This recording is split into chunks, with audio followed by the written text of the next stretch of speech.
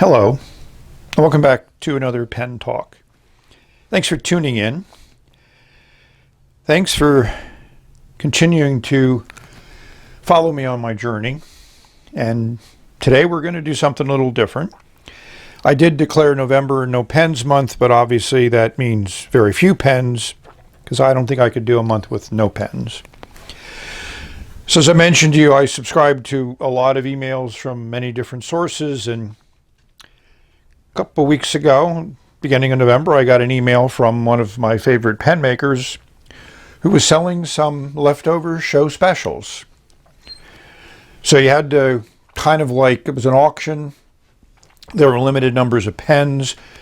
So I picked three that I liked, and I got the third one of my choice, which I'm quite happy with from the aesthetics viewpoint.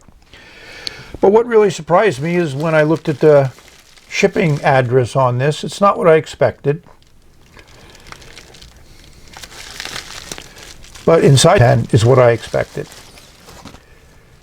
I don't have a metal tube. I was always jealous of the people that had an aluminum tube like this machined. So the pen did not need any other protection around it during shipping. So let's unscrew this. And it takes a number of turns. For those people in a hurry, you're going to have to wait. And we see the pen. Yes, it's orange. It has black trim, so that really attracted me to this design. And it's a Decograph, which I don't have, and it's certainly in there securely, which is very nice. The first thing that strikes you about this pen is it's extremely light, much lighter than I expected. Nothing wrong with a light pen. It's just, after handling the Kaigaloo, which weighs over 45 grams, this one is certainly a change. And I think, one of the things is you talk about muscle memory and you talk about how things react. And, right now, I'm geared towards a heavier pen. I like the logo there in the bottom of the barrel. Just a cone on the top. It unscrews in about 1 3/4 turns, and we see a nice black section. So aesthetically, I think they did an excellent job. And I did take another run at a broad nib. And I have had some challenges with broad nibs and flow recently. But this one, I get broad nibs because they can be ground to any size you want. I don't want to start with an extra fine and then try to do something with it. I'm still waiting for my grinding machine, which I hope to get soon, so I can experiment with different grinds on many of the nibs that I have. It's a cartridge converter. So one of the things that I noticed was there's a little drops of ink there. So maybe this was used as a demo pen, which is fine. I'll do my normal flushing and cleaning and prepare this pen for ink. And I pretty much know what ink I'm going to put in it, but we'll keep you in suspense for a few minutes. Here we have the Decograph disassembled, as far as I'm going to take it. It's a standard Bock nib assembly, feed, collar, and your ubiquitous converter, which is a nice one with the metal ring at the bottom and a nice softer plastic there, so it seals up well and stays in the pen once you insert it. I wanted to just show you the nib and the tipping material on the nib. As I mentioned, I've had some challenges with Bock broad nibs, and I kind of read where some other people have had some challenges. There's a lot of tipping material there. It's not perfectly shaped. The question that I always have is I can't look at a nib like this and say this is going to write well or not write well. And I realized from my other nibs that if I can grind down and flatten it, maybe there's a little baby's bottom there. But first I'm going to ink it up and see how it writes right out of the box. I did floss that gap in between the breather hole and the end of the nib. You know, when I looked at it under a loop, I saw some crud in there, so that's something that I did do. But let's reassemble this. The other thing that I noticed aesthetically is I would have loved to have seen this nib in black. I don't think it was an option when I ordered a pen. I just had an option of the size of the nib that I wanted. So let's compare it to some other orange pens and let's ink it up and see how this broad nib works. I would be remiss if I didn't bring my LED light into play. There's not pearlescence or chatoyancy in this resin. It's just kind of a nice mottled orange color. If we look inside the cap, we'll see that that finial at the top is just glued in. There's a little ledge there that has a little bit of ink on it that I didn't clean off the section well after I inked up the pen. If we do the internal LED light, again, you'll just see consistent orange color there. Cleanly done. And I didn't really talk about the clip, but it's a nice functional clip, not real stiff. It feels like it's made out of plastic, but I think it's anodized aluminum. I don't have a lot of orange pens that I would compare to the Decograph, so I selected these three. The obvious one that comes to mind is the Delta Oro, which is that same Dolce Vita orange resin, which had a black cap and an end cap to it. Here's a Jim Hines handmade pen, pours his resins, kind of a creamsicle color. And here's an orange anodized Keras Customs pen. So to me, there's no comparison from resin-wise. The Delta wins by a lot. This is more of a yellowish orange, and this is as much white as it is orange, and of course this is an anodized orange color. So, but each of these aesthetically from a finish viewpoint has its own pluses and minuses. Posted, they take on a whole nother look. The Jim Hines Elemental is about the longest pen that I own, and it's a screw to post, so it's a very secure post. I love this little piece of ebonite, black ebonite that's in the barrel to give it some accent, and an ebonite section with a really nice black nib in it. So aesthetically, from a handmade pen perspective, I'm very impressed with that pen and the work that Jim Hines does. The Keras Customs has your number 5 nib, which certainly looks out of place amongst these big guys, but this is also the smallest pen of the group, so it kind of a nib size is appropriate, but a number 6 would have worked there. But it is a black nib, like the number 6 black nib in the Jim Hines one.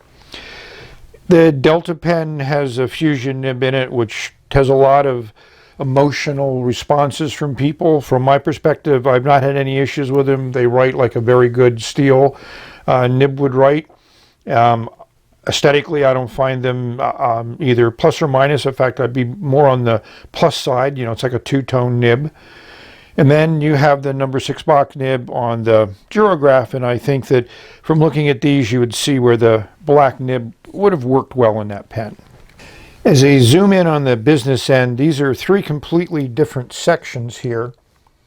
The Decograph has, to me, the more classic design section, and it's a little on the small side. It's not much bigger than the section on the aluminum pen. The Hines section, I think, is really ergonomically well done and suits my writing style very well. In the Oro Dolce Vita has a very thick and short section. You know, it's a unique animal until itself. All these 4 pens I can enjoy on multiple levels, and I'm glad to have them, and it's interesting to put them together and take a look at the different approaches to making an orange pen. Well, you may have said that, Chris, you forgot some of your orange pens, and I say, yes, I did. So I brought out three more to compare just the orange color of the Decograph with the vanishing point, with the Knox Galileo, and the Pen BBS 352. Again, orange comes in many varieties and tints and intensities and colors, so here's three more examples. Here we have a number of Keras custom pens that I own. In the middle is the Decograph. I just wanted to put it in perspective. And next to it is my Fountain K in the orange anodized aluminum finish, which when I saw it, it was, again, a special deal. And then there's the Starliner down here, which is the pop-off cap, like the Vertex here. And then you have your ink, which is the largest pen of this group. Overall, if I was only to be able to live with one of these, it would definitely be the Vertex, because I just think it's a great design. Nice subtle finish in this shark-like finish. And I do appreciate the design elements in the Decograph. You know, the ends here are metal, the clip is metal, and it's now a one-piece clip. I read that some of the earlier versions were a two-piece clip where it was riveted here in the back. All of these are great writing pens, and I think that's one thing that I have to give kudos for Keras Customs for making great pens that write and also that will last a lifetime. So here we have them uncapped, and I didn't post the ink pen because I don't really consider it postable. You can jam it on there, but it makes it really long and takes the weight off. The Vertex posts very, very nicely, and the Decograph posts nicely. The Fountain K does not, and the Starliner also posts very, very well. And these, like I said, these two are pop-off caps. The other three are unscrew. And I like the fact that Keras many times in these models gives you a choice of the section, brass, copper, aluminum. Here you get different colors of an acrylic section. This one just came in black. Again, this was a show special, so it wasn't one that you configured or customized. In here I got just a plain aluminum section. And of all the finishes, of the metal finishes, I really like this tumbled aluminum finish. It feels really good in the hand. And if I was to order another pen and I wanted a lighter section, a lighter weight section, I would get the tumbled aluminum, and if I felt that kind of matte silver finish went with the pen. But I do like the way that this brass section weights the ink. It gives it a nice nib-centered weight. These two are number 5 nibs, and the rest are number 6. And of course in the Vertex you have that nice laser engraved, a little bit off center, but just a really nice look. So there's always that question about what ink. So again, going back to using some of my inks from my past. Here's a Franklin Christoph orange ink called Ink 17 from the 2017 Philly Pen Show in Philadelphia, Pennsylvania. Here's the color card. It's on the reddish side of orange. And when we look at the chromatography, we'll see that it's just basically a yellow and red, not really any water resistance. So let's see how it looks in the pen with the nib putting it down on paper. I was able to get a full fill using my up and down 3 times. And then after the final fill, I backed it down a quarter turn and brought it back up without being in ink to remove any excess from the feed, which is a thing I learned from Wasky Squirrel. The barrel was pretty transparent, so without the converter being in there, it's a nice, consistent, nice light orange color. The threads here are very, very fine, so it takes a lot of turns, and you might think that that would make it for an eyedropper pen, and maybe it could be eyedroppered. I'm not certain what the feeling on that is, but this plug here is glued in place, so it should be good. It's kind of airtight now. When you put the converter in there, you can see a little bit of the black of the converter through that barrel. And but you know, let's see how it writes. That's the important part. So I've been using this pen for a few days now, and I have to say that I'm very happy with how it writes, and it's exceeding my initial impressions before I was putting nib on paper. One of the things that I wanted to point out, which I think is unique to these show pens, is they have an engraving of USA on one side of the clip, and then on the other side it has a number, which is 058. So I think that makes this a very unique pen. It's a numbered pen, so I find that to be interesting. You know, overall the little details of the pen become more interesting and add, to me, character to the pen. Like, these are metal top and bottom, that metal clip, and there's no rivets in the back that held it together like they did in the other design. I mean, it's a nice functional clip. Well, not too functional. I need to screw that back in. Before I reassemble it, I thought we would revisit this clip now that it is off. And it is one piece, and it is a nice sturdy piece of aluminum. I had to do a little bit of adjustment to make certain that it touches the cap when it's in place. There was a little bit of a gap there, now there isn't. And this screw is also metal, and it's nice that it has that little O-ring there. Like I mentioned, I'm going to put a little bit of wood glue on those threads when I reassemble it, and that'll just keep it, I think, from unturning, kind of like the use of a Loctite type of solution. And as you look inside here, you'll see there's the nib, so there's no cap liner or anything else, but that acrylic is pretty thick and pretty durable, and there is that ledge in there which seals off the section. The cap comes off in a 1 3/4 turns, and this is a pen that's fairly light, will give you those weights, and I would definitely probably write with this posted. It fits very nicely in the hand, it's good balance, and I think that's the thing that just impressed me. The more I wrote with this pen and the more I used it, the more I got to appreciate how good a writer it is from an ergonomics viewpoint, how nice it feels in the hand. This section just has a nice feel to it, and you know, it's a good pen to write with. Let me put ink on paper.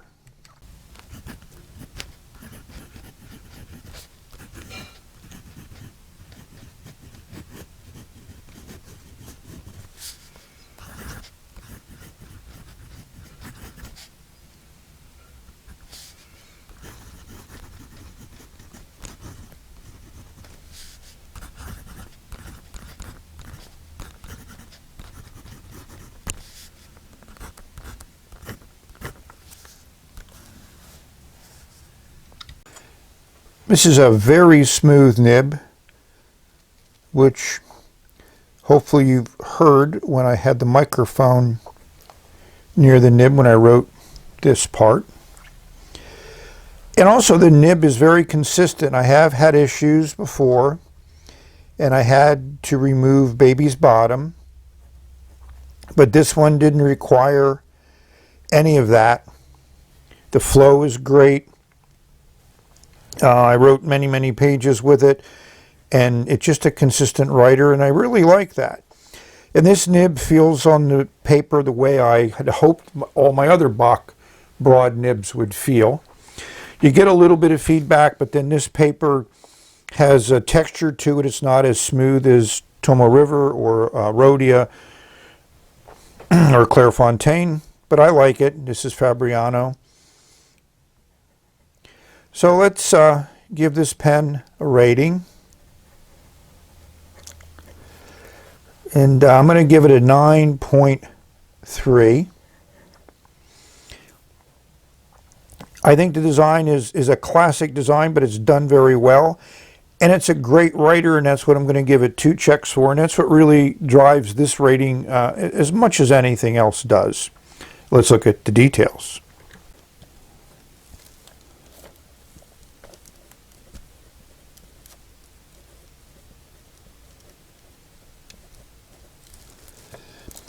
So for design, I'm going to give it 2 checks. Can't give it 3 because it's a classic design, but it's done very well. Engineering wise, I give it 2 checks. That those threads, you know, on that cap finial need to be looked at, so I'm going to do that. So build is also 2 checks. Writing is 3 checks. Look is 3 checks. And value is 2 checks. You know, this pen is, you know, it was $100 for me, well, $90 plus $10 for the tube. Shipping was included. You know, the list price on the website is higher than that for their regular line pens that they make, the Decograph, and they don't make a lot of them, and they seem to sell out quite a lot. So, you know, I compare this very favorably to Edison's or Franklin Christoph's or any of those other American-made, hand-turned acrylic pens. This one is a little different. It has those Keras touches to it, like the metal finials at top and bottom. You know, this orange resin here is pretty unique. As you saw, it didn't compare to anything else that I have. All in all, I like the pen, and I know 9.4 seems high based on these, but the writing is really what pushed it up that high, so, you know, the writing will give another plus here because I really like it. So if you enjoyed this little journey with a pen that you may have never seen before or considered before, so thank you for watching. You notice it starts up right away. I mean, it's been uncapped for a few minutes and it writes well. So may you find a pen that excites you and encourages you to put some ink on paper and put some substance to your ideas and be able to share them. That's the fun part, at least for me. So we've reached the end of this video. Enjoy your writing. Enjoy your day. Just have fun with everything. Life is an interesting journey. So bye for now. Until the next video. And this ink and nib work very well.